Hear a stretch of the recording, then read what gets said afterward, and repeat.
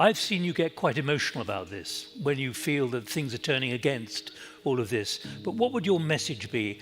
How much can those who have responsibility to shareholders or to philanthropists or whatever, how much can they hold their nerve given what is now happening? Actually, the more the companies together can take stands, or at least show, which I think is part of the theme here, that sustainability is good for corporations, that ESG is good for their companies, that DEI is good for their companies. What's your perspective now at the age of 22 about the way things are going and the way you are listened to or not? The difference between what I was told my values should be versus what I can practice is the reality of everybody in my generation today, where by the end of the century, we're going to be living in a massively different world. It's about working out what perspectives you have, whichever generation which you come from, whichever location you come from. Have we yet addressed the most important things on your mind? They really have. But Daniela, let me come to you, because you sat over there yesterday and laid down very clearly how you felt about voices not being heard. So I say this because this panel, we've decided amongst ourselves, is about our personal stories of leadership, our paths as to how we got here today, and our hopes and our shared hopes for the future. What are the new risk calculations? Shareholders versus stakeholders. All of us have to make a choice of where we stand in adapting and changing, and that's what we're here to do.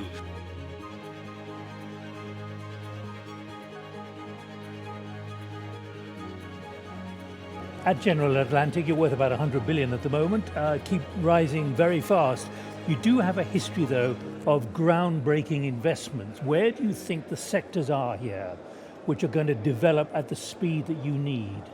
Here in Saudi and here in the GCC, I think fintech is actually a very exciting area. Technology allows an absolute destruction of frontiers. It allows an African out of a random village to become an athlete star globally, to become a music. This is people who are already leading in their own way, emerging leaders, and that's the way you should look at it. It's a much better definition. And let me tell you that even though I'm sitting here and you've given us all a round of applause, yes, I am moderating this, but I'm hoping that all I'm going to be is a nudge. How much do you believe that crisis, let's call it a crisis, easy word to use, drives innovation? And what about the public funds and how they can strategically unlock private capital? So let's galvanize that capital. Let's create the good solution, the positive setup that will allow this capital to, with the right risk parameters, with the right incentives, right setups in general, will be able to flow into those solutions. We cannot survive without finding a smarter way of collaboration. Is it going to rely on a don't look up moment where the meteorite is about to hit us and suddenly everyone wakes up and realizes, oh my God, it's about to happen? It might have to rely on us accepting the meteorite. It's all aimed at ensuring bridges can be built and conceived, but there's a priority not just to build bridges.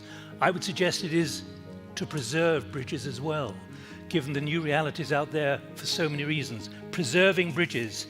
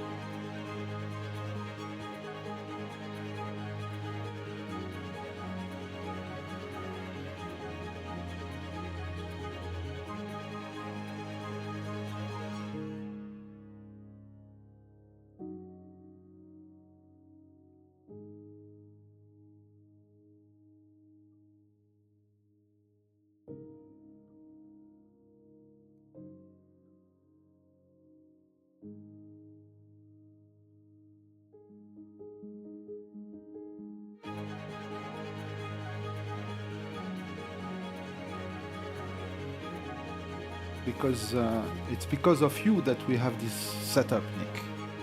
You remember we came here, I had you speak to our students, and then you visited and we talked about it. And so thank you, Nik. This is his idea. This round, you call it studio or